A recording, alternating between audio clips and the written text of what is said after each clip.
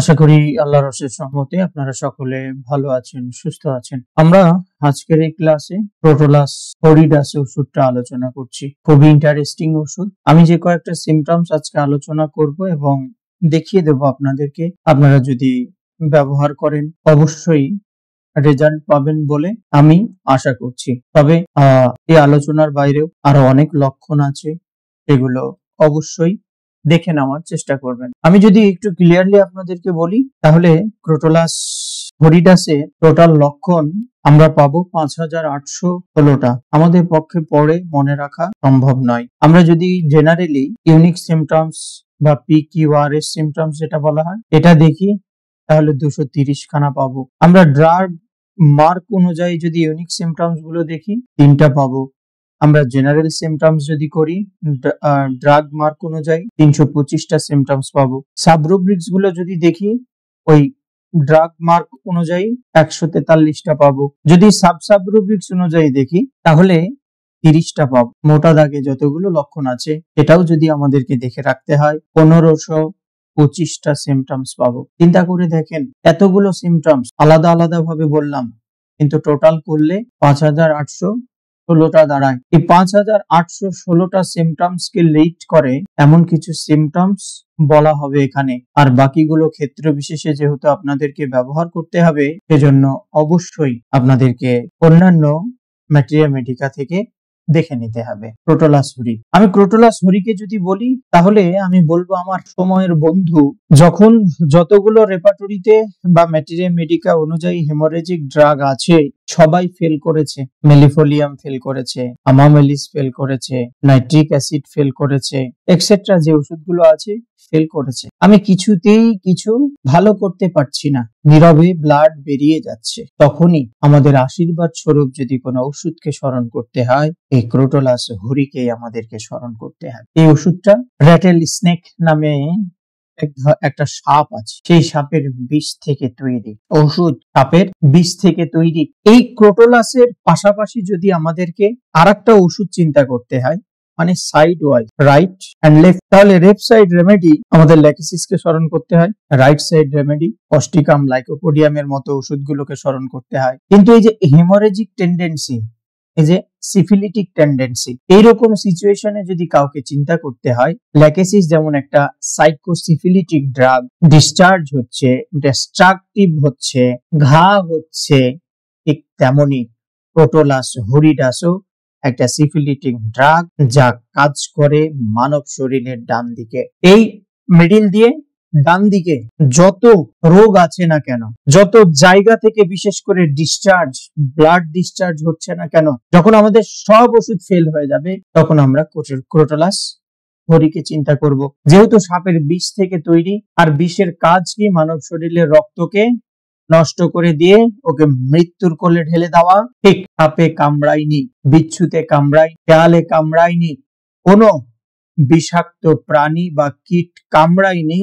তারপরেও যখন একজন মানুষের রক্ত নষ্ট হয়ে যায়, রক্ত নষ্ট হওয়ার পরে মানব শরীরে যতগুলো অরিফিস আছে, যতগুলো লোমকূপের গোড়া আছে, এই গোড়া দিয়ে রক্ত দূষিত হয়ে ঝরঝর করে বেরিয়ে পড়ে, তখনই সবার আগে যে ওষুধটাকে চিন্তা করতে হবে সেটা হচ্ছে এই ক্রোটোলাস হরি। এটাই ক্রোটোলাস হরির অন্যতম একমাত্র বৈশিষ্ট্য আমি বলছি। দেখেন, আমি আপনাদেরকে সবসময় বলি যে আমি ওইভাবে বইপত্র দেখে বলি না, রেপার্টরি গুলো শুধু দেখে বলতে হয়, আজকেও যেমন বলবো। কিন্তু এই যে কাজ করে করে বলার এক্সপ্রেশন দেখে হয়তো অনেকে বুঝতে পারে যে কতটা গভীর ভাবে এতে কাজ করেছি, এখনো করছি। আজ থেকে 3 বছর আগে থেকে যারা আমার কাছে পড়ছেন, একই মেডিসিন 3বার 4বার পড়েছেন, তখনকার বলার ধরন, তারপরের বলার ধরন, বর্তমান ধরন আলাদা।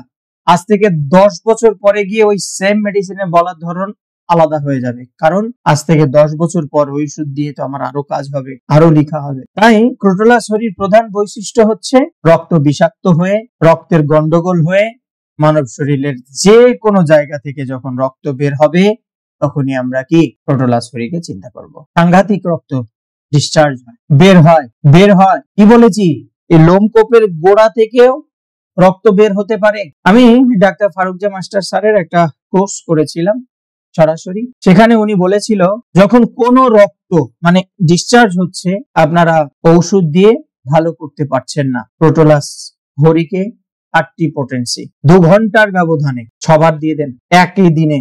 এরপরে এটা যদি পাইলস কেন্দ্রিক হয়, এপিস্ট্যাক্সিস হয় বা আদার্স, প্রতিদিন রাত্রেবেলা 1 ডোজ করে 7 দিন পর্যন্ত দেন। আজীবনের মতো রক্ত বন্ধ হয়ে যাবে। কোনো জ্বর হয়েছে, জ্বর হওয়ার ফলে নাক দিয়ে রক্ত পড়ছে, চোখের কর্নার গুলো দিয়ে রক্ত পড়ছে, জন্ডিস হয়েছে, জন্ডিস এমন একটা স্টেজে চলে গেছে, রোগী ফুলে গেছে, ইডিমা হয়ে গেছে, শরীর হলুদ, পানি চলে আসছে, চিন্তা করেন কোন অবস্থায় চলে গেছে, কোনো কথাই নেই। পারপিউরা হেমোরেজিকের মতো তার পেনিস দিয়ে, তার মলদার দিয়ে, তার নাক দিয়ে, তার কান দিয়ে অহেতুক রক্ত বের হচ্ছে। আমরা সেখানেও ক্রোটোলাস হরিকে চিন্তা করব। কিছুদিন আগে পাবনার একটা কেস সারিয়েছিলাম, যদিও ওকে বাচ্চাটাকে প্রথমে ফসফরাস, পরে ক্যালকেরিয়া এন্ড লাস্ট ক্রোটোলাস হরি দিয়েই বিদায় করেছি, আর রক্ত পড়েনি। আমার ইউটিউবের মধ্যে গেলে ওই হেমোরেজিক পারপিউরার কেসটা পাবেন, মোটা করে একটা ছেলে। আচ্ছা, এরপরে টিকা দিচ্ছেন না এখন, করোনার গজবের টিকা। এই টিকা দেওয়ার ফলে শরীরে একটা বিশৃঙ্খলা তৈরি হয়েছে। বর্তমান সময়ে কিছু চর্মরোগ দেখা দিচ্ছে, ইচেনেশিয়া, ইরিজেনর, এই ক্রোটোলাস হরি, এগুলো আমাদেরকে ব্যবহার এখনই করতে হবে। কারণ ওই যে টিকার ফলে যে রক্তের গন্ডগোল তৈরি হয়েছে, এক্ষেত্রে আমার হোমিওপ্যাথিতে অনেকগুলো ওষুধ থাকতে পারে, কিন্তু এই ওষুধগুলো নিঃশব্দহীন। এই ওষুধগুলো কোনো কীটপতঙ্গ দ্বারা কামড়িয়ে উৎপন্ন হলে যে প্রেসক্রিপশন করবেন তা না, ব্যবহার করেন, দেখেন সাংঘাতিক ভাবে কেসগুলো সলভ হতে থাকবে। আমি প্রথমেই বললাম ল্যাকেসিস শরীরের বাম দিকে কাজ করে, ক্রোটোলাস হরি শরীরের ডান দিকে কাজ করে। আমরা কোথায় কোথায় এই কেসকে ব্যবহার করব, এই মেডিসিনকে ব্যবহার করব? যে কোনো রোগ হোক, যা বললাম যদি কোনো রোগীর মধ্যে পেয়ে যান, বাস। এখন কথা হলো, আপনি তো উল্লেখযোগ্য কথাগুলো বলে ফেলেছেন, কিন্তু 1-2টো সিমটম না জানা থাকলে কি হয়? উল্লেখযোগ্য কিছু সিমটমস বলেন। রেপার্টরি যখন আলোচনা করব তখন অবশ্যই অনেকগুলো সিমটমস দেখতে পাবেন, ভিডিও শেষ দিকে পাবেন রেপার্টরি আলোচনা। তারপরেও কিছু উল্লেখযোগ্য সিমটমস বলে রাখছি। ফার্স্ট, যে কোনো জায়গা থেকে রক্ত বের হওয়া। রক্ত বের হওয়ার সময় কোনো ব্যথা হবে না, রক্ত কালার হবে, কালো, জমাট বাঁধা থাকবে না। ক্রোটোলাস হরির এটা রক্তের যে ক্যারেক্টার, বৈশিষ্ট্য, এটা উল্লেখযোগ্য একটা বৈশিষ্ট্য। ক্রোটোলাস হরির কি থাকবে না?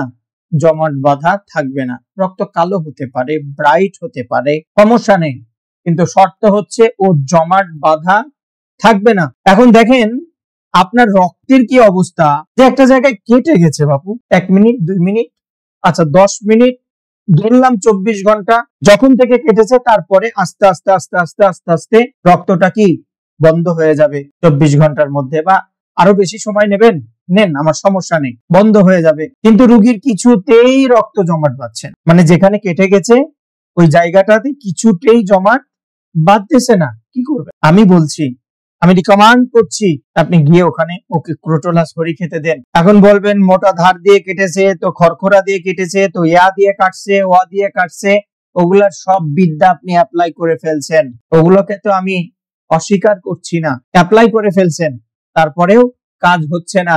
আমি আপনাকে বলছি ক্রোটোলাস হরি প্রেসক্রিপশন করতে, করেন না। কাজ না হলে কমেন্টসে এসে জোর গলায় লিখে যাবেন কাজ হয়নি, কাজ হয়নি, হতে বাধ্য, লিখার তো সুযোগই নেই। ডাক্তার সাহেব বলার সময় মনের মধ্যে কিছু থুয়ে বলে না, উদার করে দেয়। আমি জানি, মনে প্রাণে বিশ্বাস করি, আমি যাদের কাছ থেকে শিখেছি তারা অনলি পিস ছিল, তাদের মতো আমি হতে পারিনি, পারবো না। আর আল্লাহ আমাকে যা দিয়েছে তা আপনারা নিতে পারবেন না। আমি ওয়ান পিস, কাজে লাগা। আচ্ছা, তাহলে রক্তের বৈশিষ্ট্য, ক্যারেক্টার কি বললাম? সে কালো হোক, লাল হোক, তরল পাতলা হয়ে রক্ত বের হবে, জমাট বাঁধবে না, এটা হলো উল্লেখযোগ্য সিমটম। আরেকটা কথা হলো, ঘুমের পর স্লিপ আফটার সমস্ত রোগ লক্ষণ বৃদ্ধি পায়। এখন এখানে বলবেন রোগী ঘুমের পর সব কষ্ট বৃদ্ধি পাচ্ছে, দুর্মশায় রাখেন, ক্রোটোলাস হরির থেকেও বড় ওষুধ হচ্ছে ল্যাকেসিস, রাইট? ক্রোটোলাস হরির থেকেও বড় ওষুধ কি?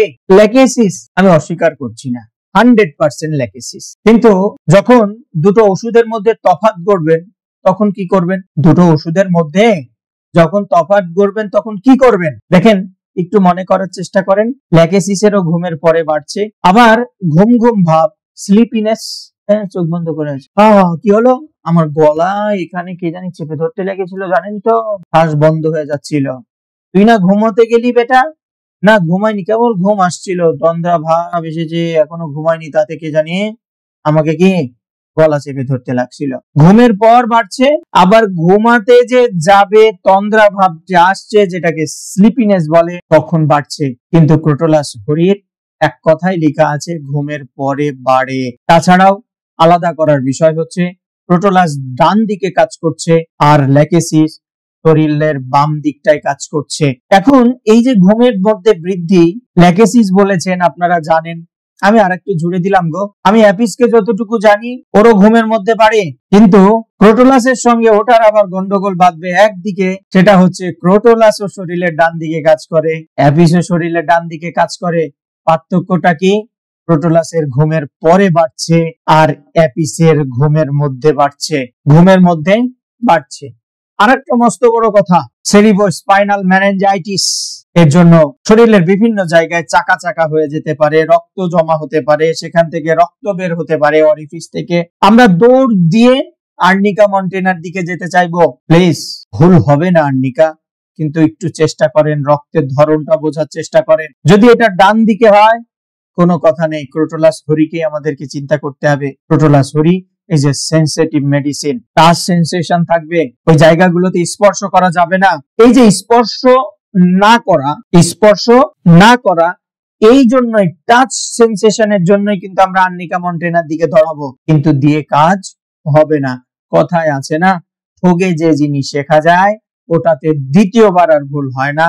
আমি রিকমেন্ড করছি ক্রোটোলাসকে, আপনারা মানবেন না, আমার কোনো সমস্যা নেই, দিয়ে একবার ঠগেন, এরপরে তা না হলে আবার ক্রোটোলাস প্রেসক্রিপশন করিয়েন, অসুবিধা নেই। সেপটিক হয়ে গেছে, ফোড়া, অ্যাবসেস, কার্বাঙ্কেল, চারি সাইডে নীল হয়ে গেছে, ব্যাস কি চিন্তা করবেন? বহু ওষুধ আছে, চিন্তা করেন না, সমস্যা নেই। এই সেই বহু ওষুধের মধ্যে ক্রোটোলাস একটা ওষুধ। আমি গতকালকে একটা রিল শেয়ার করেছিলাম যে একটা পাইলসের রোগী, সে বসে আছে, শুয়ে আছে, কোনো অসুবিধা নেই। একটা পাইলসের রোগী, সে বসে আছে, শুয়ে আছে, কোনো অসুবিধা নেই। ব্যাটা যেই দাঁড়িয়েছে বা কিছুক্ষণ তাকে স্ট্যান্ডিং পজিশনে থাকতে হবে, তখনই ব্যাটার মলদ্বার দিয়ে এমন রক্ত বেরোনো শুরু হয়েছে যে পেছনটা ভেজা শুরু হয়েছে, ইভেন পা দিয়ে ওই যে এলোমিনার যে সাদা স্রাব গড়িয়ে পড়ে পানির মতো, চাউল ধোয়ার পানির মতো, ঠিক এর চাউল ধোয়ার মতো রক্ত না, এর একদম তাজা লাল রক্ত গড়িয়ে পড়ছে। কত নাইট্রিক অ্যাসিড দিলাম স্যার, নাইট্রিক অ্যাসিড 3 দিয়েছি, 6 দিয়েছি, 30 দিয়েছি, 01 দিয়েছি, 02 দিয়েছি, ফসফরাস দিয়েছি, মেলিফোলিয়াম দিয়েছি, দিয়ে আমি এখন হাত ইমন করে নিছি, আপনার কাছে আসছি। আমার ছেলে বলে, বাবা আমি হাত ইমন করেছি, কাজ হলো না। আপনি পড়েননি তো, আপনি হাঁপিয়ে গেছেন, আপনি ডাক্তার সাদের সম্পূর্ণ ক্লাসগুলো দেখেননি। ডাক্তার সাদকে পয়সা দিয়েছেন সত্য, ক্লাসগুলো ঠিক মতো করেন না কেন? আপনি দৌড়তে আছেন কি করে হোমিওপ্যাথি করে ঠগিয়ে টাকা নেওয়া যায়। আপনি ক্রোটোলাস হরি ওকে প্রেসক্রিপশন করেন, ওর পাইলস দিয়ে আজীবনের মতো রক্ত পড়া বন্ধ হবে। রক্ত পড়া বন্ধ হলো তো, এবার কনস্টিটিউশনাল ট্রিটমেন্ট দেন, আজীবনের মতো পাইলস ভালো হবে। তবে হ্যাঁ, 3rd degree chronic, 4th degree piles অনেক সময় ভালো হয় না, রোগী বয়সজনিত কারণে এবং রোগীর ইমিউনিটি সিস্টেম লস হওয়ার কারণে। কিছু কিছু হোমিওপ্যাথি ডাক্তাররা বলে আমরা সব রোগ সেরে দিতে পারি, জানেন তো? দেখেন কসু পারেন, আমি দেখাইলাম ক্যামেরায়, দেখে নেন, কসু পারেন, কসু হকবাজি করার জায়গা পান না। আরে মেয়ে, কোন রোগ ভালো হয় আর কোনটা ভালো হয় না এই জ্ঞানটাই তো আপনার নেই। সব রোগ ভালো হয়। একটা কথা আছে, ন্যাংরা খোড়া মানুষ আল্লাহ থেকে 2 হাত উপরে হয়। আমার কথায় রাগ করবেন না, দেখেন আমি একদম খসখসে বলা মানুষ, কেন বলবো না? এই পৃথিবীটাই তো আমার পাঠিয়েছি তো বলার জন্য। সত্য কথা তিতা লাগে। ন্যাংরা মানুষ, খোড়া মানুষ, পঙ্গু মানুষ, এরা আল্লাহ থেকে 2 হাত, এরা অপরাধ করে কিন্তু এদের শাস্তি হয় না। কেন? ওরা ল্যাংরা, কারণ ওরা যে এইরকম, এই জন্য ওক ন্যাংরা করে দুনিয়াতে পাঠিয়েছে। আর এরা খারাপ হয়, এবং ওই যে ন্যাংরার একটা সার্টিফিকেট দিয়েই এরা কি করে, সারা জীবনের মতো পারবে, কিয়ামতের মাঠে তারা বুঝতে পারবে। তো ঠিক এইরকম ল্যাংরা খোড়া কিছু হোমিওপ্যাথি ডাক্তার আছে যারা বলে সব রোগ হোমিওপ্যাথিতে সেরে যায়। আরে বর্তমান সময়ে সাধারণ একটা স্ক্যাবিস সারাতে পারতেছে না, ওষুধ দিচ্ছ আবার হচ্ছে, ওষুধ দিচ্ছ আবার হচ্ছে। তুমি চিন্তা করেছো সোরা কোন অবস্থায় তার মধ্যে খোঁচাখুচি শুরু করেছে? ওষুধ দিয়ে কাজ হবে না, ওকে আগে শুদ্ধ বানাইতে হবে, ওকে আগে শুদ্ধ বানাইতে। আমরা সেই হোমিওপ্যাথ যারা কিনা প্লাস মাইনাস ওষুধ দিয়ে 18 থেকে 20,000 টাকা চার্জ করে থাকি। লজ্জা, ধিক্কার জানাই ওদেরকে। আর এই সকল জিনিসগুলোই সমাজে আবার বেশি কি হয়, প্রচার হয়। ভালো কিছু প্রচার হয় না, আমি বাস্তব অভিজ্ঞতায় বলছি। ঠিক আছে, রোগী বাম দিকে শুয়েছে, হঠাৎ করে বাম দিকটা একটু পেন হচ্ছে, ভেবে নিয়েছে অ্যানজাইনা পেক্টোরিস বা অতীতে তার ভালভুলার ডিজিজ ছিল বা কিছু একটা ছিল, সেজন্য হতে পারে। হুট করে চোখের এখানে কি যেন সুরসুর করছে, হাত দিয়ে দেখছে, ও মা গো মা, সে যে লাল রক্ত, কি করা যায়। দৌড়ে গেছে হোমিওপ্যাথি ডাক্তার। ধরেন আপনার কাছে এসছে, আপনি ক্রোটোলাস হরিকে নিয়ে 7-8 ফোঁটা একটা 2 আউন্সের বোতলে দিয়ে বলবেন, বেটা 10টা করে ঝাঁকি দিবি আর 2 ঘন্টা পর পর খাবি, তারপর থেকে যতটুকু থাকবে 7 দিনে খেয়ে ফুরাই দিয়ে, 7 দিন, 8 দিন, 9 দিন, 10 দিনের দিন, মানে 7 দিন শেষ, বাকি 3 দিন অবজারভেশন, ওটা করে 10 দিনের দিন আমার সঙ্গে এসে দেখা। রোগী ঠিক যথারীতি আপনার কাছে চলে এসছে একটা কলার ছড়ি নিয়ে। হ্যাঁ গো, তুমি কলা নিয়ে এসছো আমার কাছে কেন? এ তো বিশাল শক্তিশালী ফল। বলে, স্যার কি বলবো, আপনি 1 বোতল ওষুধ দিলেন আর 800 টাকা নিলেন। 200 টাকা ওষুধের দাম আর আপনার পারিশ্রমিকের দাম, তার এই 800 টাকাতেই ভালো হয়ে গেছে। আমার কি কপাল, তা আপনার জন্য 1 ছড়ি কলা না নিয়ে এসে কি পারি? বাড়ির জিনিস নিয়ে আসলাম, দিলটা ভরে। এভাবেই সারে হোমিওপ্যাথিতে। এবার রোগীকে বলবেন, এই চোখের গল্প গেল, তোমার জিহ্বাটা বের করো তো। করে জিহ্বা বের করবে, দেখবেন জিহ্বাটা লাল মসৃণ হয়ে আছে, মসৃণ হয়ে আছে। জিহ্বাটা অনেকটা দেখতে পাইরোজিনাম এবং টেরিবেনথিনার মতো। রোগীর একটু পালস চেক করবেন, ভেরি স্লো, হিমোগ্লোবিন 10-11 থাকার কথা, 8-9 এর মধ্যে আছে। রোগী বলবে, আমার কাটলে সহজে ওই জায়গা থেকে রক্ত পড়া কমে না। বাস, এগুলোই সিমটমস। এই জেনারেল সিমটমস গুলোই ক্রোটোলাস হরি সম্পর্কে রোগীরা কি বলবে, আপনাদেরকে ব্যবহার করতে হবে। আমি এলএন এর এনসাইক্লোপিডিয়া ঘাটছিলাম এই ক্লাসটা শুরু করার আগে। এই যে চোখ নিয়ে যে গল্প বলছিলাম, ওখানে আই চ্যাপ্টারের মধ্যে আছে, দেখবেন যাদের কাছে এলএন এর এনসাইক্লোপিডিয়া আছে, খুলে দেখেন, কথা মিলে যাবে। আমাদের চোখের যে কর্নারি আছে, সেখানে আলসার হয়েছে বা ক্ষত রোগ, ক্ষত সৃষ্টি হয়েছে, যেটাকে আমরা কি বলি, আইরাইটিস রোগ বলে থাকি। ফলে রোগীর দৃষ্টিশক্তি হারাচ্ছে। কখনো কখনো টিস্যুতে একটু মুছতে গেলে চোখটা লাল লাল ভাবও দেখা যাচ্ছে। রোগী বলছে, ডাক্তার বাবু, মাঝে মাঝেই একটা নিউরালজিক পেইন, যদি একটু শিক্ষিত হয়, নিউরালজিক পেইন বা বলবে চোখের মধ্যে একটা কেমন জানি ঘিন ধরা ব্যথা, দিস ইজ ডাল পেইন আর নিউরালজিক পেইন। কেউ আবার বলতে পারে, মাঝে মাঝে চোখের মধ্যে মনে হয় কেউ ছিঁড়ে ফেলছে, কেউ কেটে ফেলছে, এইরকম অনুভূতি। খুব যন্ত্রণা হয়, জানেন তো। আপনি ক্রোটোলাস হরিকে প্রেসক্রিপশন করুন, ভালো হইতে বাধ্য।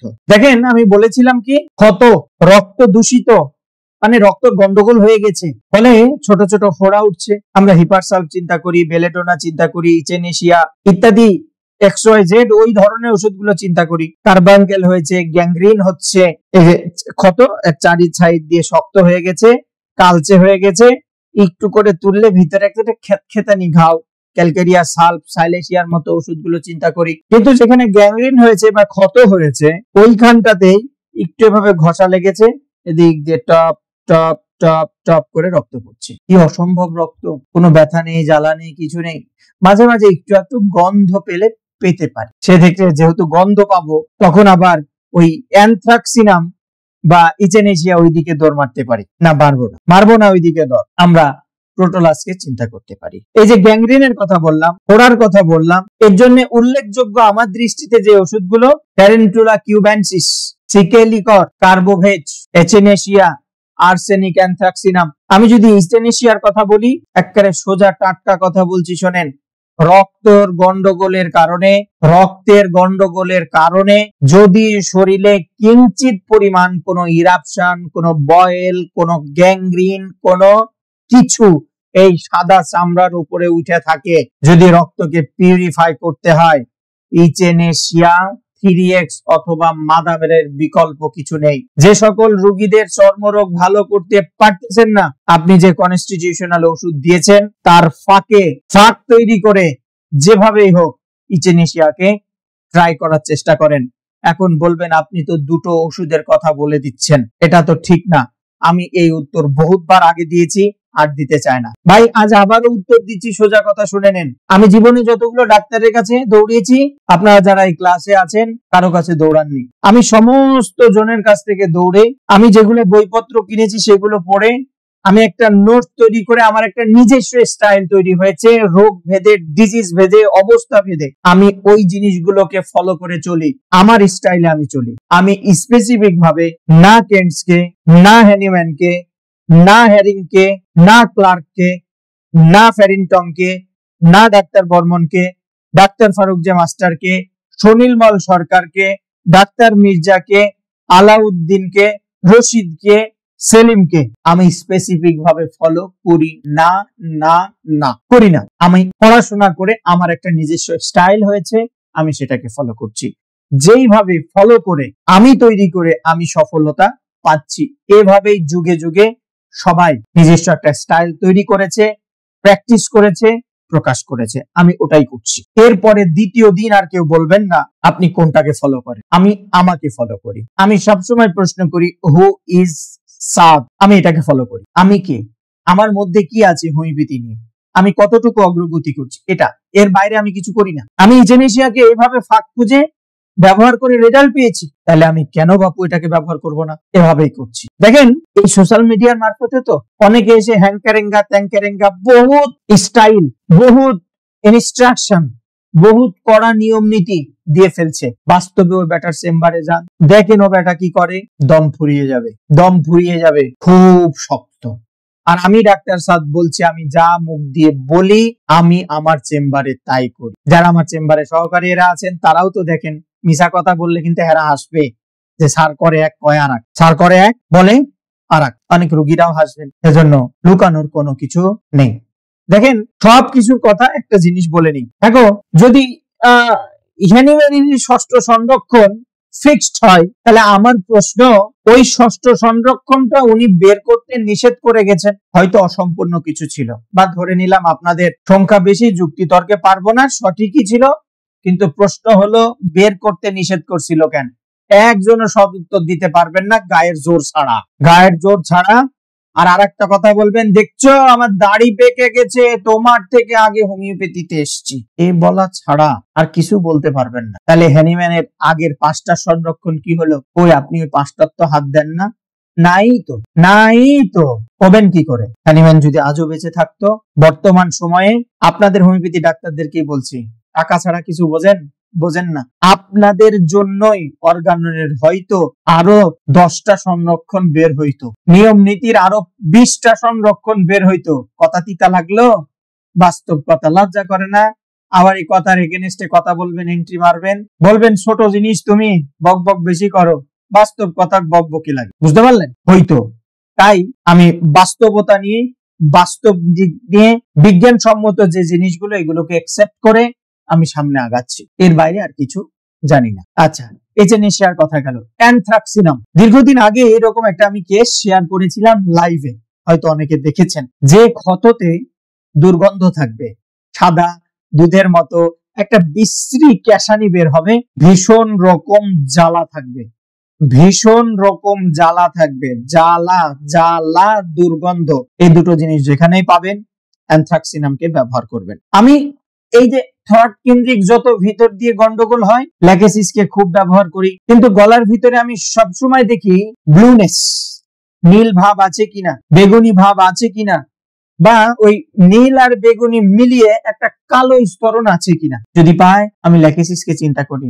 আর যদি লাল হয়ে থাকে, মুখ দিয়ে যদি লালা পড়ে, জিহ্বার গলা দেখতে গিয়ে দেখি যদি জিহ্বাটা মোটা, পানিতে সরসর করতেছে, তারপরেও রোগীর পিপাসা, মার্কসলকে প্রেসক্রিপশন করতে এক পাত এদিক ওদিক করি না। ওই যে অ্যানথ্রাক্সিনামের কথা বললাম না, ওখানে কি বললাম? জ্বালার কথা বললাম, তাই না? ট্যারেন্টুলাতে আপনি জ্বালাই পাবেন, ট্যারেন্টুলা কিউবেন্সিসে জ্বালাই পাবেন, কিন্তু জ্বালার সঙ্গে ট্যারেন্টুলা হিসপেনিয়ার সাবজেক্ট, যেটা ট্যারেন্টুলা খালি হিসপেনিয়ার, ট্যারেন্টুলার যেটা সাবজেক্ট অস্থিরতা, ওই যে ঘরের মধ্যে যে মাকড়সা আছে, ওই মাকড়সার যে অস্থিরতা থাকে, এই অস্থিরতা থাকবে, যেটা অ্যানথ্রাক্সিনামে এক চিমকি পরিমাণ থাকবে না। বলবেন সিকেলিকর খুব ব্যবহার করি, সিকেলিকরেও তো প্রচুর পরিমাণে রক্ত আছে, কিন্তু সেটা কালো, দুর্গন্ধযুক্ত, কখনো কখনো চাপা, এতটা কালো যে মনে হবে রাস্তার পিচ, হাত পা ঠান্ডা হয়ে যায়, অবশ হয়ে যায়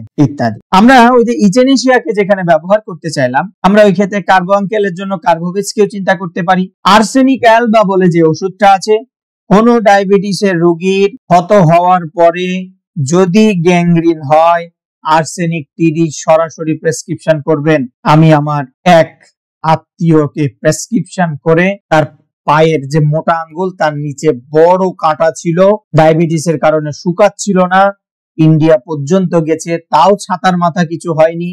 পরে আর্সেনিক আর লিডাম দিয়ে ভালো করেছি, আর্সেনিক আর লিডাম দিয়ে ভালো করেছি। এই কয়েকটা ক্ষেত্রে আমি ক্রোটোলাস হরিকে ব্যবহার করে দারুণ দারুণ রেজাল্ট পেয়েছি, দারুণ রেজাল্ট পেয়েছি। আপনারা ব্যবহার করুন। চলেন এবার আমরা হেপাটুরিতে চলে যাই। হেপাটুরি আমি একটু এক্সট্রাক্ট করে রেখেছি কয়েকটা পয়েন্ট কেন্দ্রিক। যেমন এখানে আছে ফিমেল জেনিটেলিয়া। ফিমেল জেনিটেলিয়ার মধ্যে আমরা একটা রুব্রিক্স পাচ্ছি, দেখেন এখানে আপনারা দেখতে পাচ্ছেন কিনা বলতে পারবো না, এই যে বড় করে হয়েছে আর কি। ছবিতে আবার অনেক সময় দেখা টাকা না গেলে কিছু মনে টনে করেন না, কারণ এই ভিডিও রেকর্ড করে ক্লাস আপনাদেরকে আবার পরে সাপ্লাই করা, এগুলা খুব কঠিন কাজ গো, আমার দ্বারা হয় না, তারপরেও করি, আপনারা চান ছাড়তেও পারি না। তো এই যে ক্রোটোলাস হরি, দেখেন তো এই রুব্রিক্সটা কি লিখছে। Female genitalia, pain after pains, menses during offensive, pain after pains, কখন menses during offensive, during offensive, একটা মাত্র ওষুধ ক্রোটোলাস হরি, একটা মাত্র ওষুধ ক্রোটোলাস হরি। আমরা রুব্রিক্সটা নিলাম। আমরা এখানে আরেকটা রুব্রিক্স নেই, দেখেন মেন্সেস পেইনফুল ডিসম্যানোরিয়া, মানে বাধক যেটাকে বলি, এক্সটেন্ডিং থাই ডাউন, এই যে আপনার যে থাইটা আছে নিচের দিকে ডাউন হচ্ছে, মাত্র 19 খানা ওষুধ। তার মধ্যে ক্যামোমিলা আছে, টেলিডোনিয়াম আছে, সিমিসিফুকা আছে, ভাইবারনাম ওপোলাস আছে, সিপিয়া, সারসাফেরিলা, রাস্টক্স, ক্রোটোলাস হরিও আছে। আমরা এই দুটো ওষুধ নিলাম, আমরা এই দুটো রুব্রিক্স নিয়ে নিলাম। তারপরে আরেকটা জিনিস দেখেন, এটাও মোস্ট ইম্পর্টেন্ট, ক্রোটোলাস লাল দাগ দেওয়া আছে কমপ্লিট রেপার্টরি অনুযায়ী, এটাই সেকেন্ড গ্রেড। মিনসেস লেট, মাসিকটা দেরিতে শুরু হচ্ছে, লেট টু, দেরিতে শুরু হচ্ছে, কতদিন, 6 উইক, 6 সপ্তাহ, 6 উইকস লেটার, 6 সপ্তাহ থেকে 8 উইকস টু এর মধ্যে, 6 সপ্তাহ ইজ গন, ওই 6 সপ্তাহ যে শুরু হয়েছে ওখান থেকে নিয়ে 8, এন্ড 7ও হতে পারে কিন্তু 8 ক্রস করবে না, এর মধ্যে এ সিঙ্গেল রেমেডি ক্রোটোলাস হরি, a single remedy Crotalus Hari.